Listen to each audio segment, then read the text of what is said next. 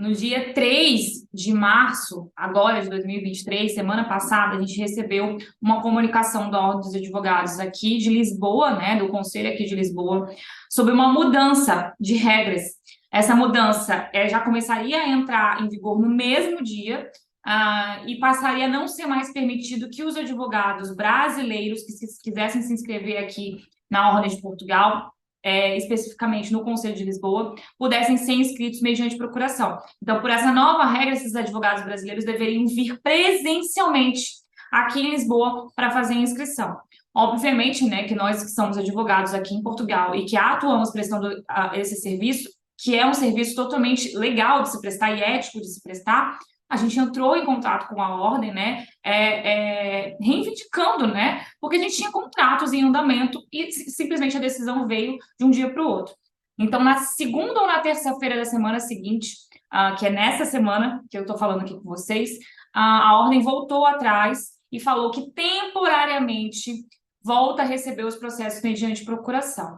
O que a gente percebe aí é uma inclinação da ordem, e não é só do Conselho de Lisboa, né, mas da Ordem dos Advogados aqui em Portugal, de uma maneira geral, a retomar o procedimento que antes era feito de somente ser permitida a inscrição do advogado brasileiro mediante comparecimento presencial. Eles tinham uma exceção, que era você enviar uma procuração previamente para aprovação, uma justificativa do porquê que esse advogado brasileiro não poderia vir em casos excepcionais. Mas o que a gente acredita é que a inclinação é que volte a esse procedimento de ser presencial. Só que na sequência aconteceu na terça-feira desta semana, então na terça-feira aqui do comecinho do mês de março de 2023, uma reunião entre a bastonária da Ordem dos Advogados aqui de Portugal e o presidente da Ordem dos Advogados do Brasil. Inclusive isso está no Instagram da Ordem dos Advogados do Brasil, tá? Do Conselho Federal da Ordem dos Advogados do Brasil, então recomendo que vocês vão lá dar uma olhadinha. E essa reunião aconteceu para revisar o acordo de reciprocidade. A gente já vem ouvindo isso aqui em Portugal por um bom tempo, desde que no ano passado, em 2022, teve uma alteração da regra da inscrição na Ordem dos Advogados de Portugal, dos próprios advogados portugueses, passou a ser exigido o mestrado deles. Os advogados portugueses, com toda razão, né, um parênteses aqui, começaram a reivindicar como que os advogados brasileiros conseguem fazer a inscrição de uma maneira muito mais fácil que os próprios advogados portugueses que estudaram aqui, né, que realmente fizeram a sua formação acadêmica aqui em Portugal. Então, o que a gente sabe é que está havendo, sim, um movimento para mudanças desse acordo de reciprocidade que existe entre o Brasil e Portugal.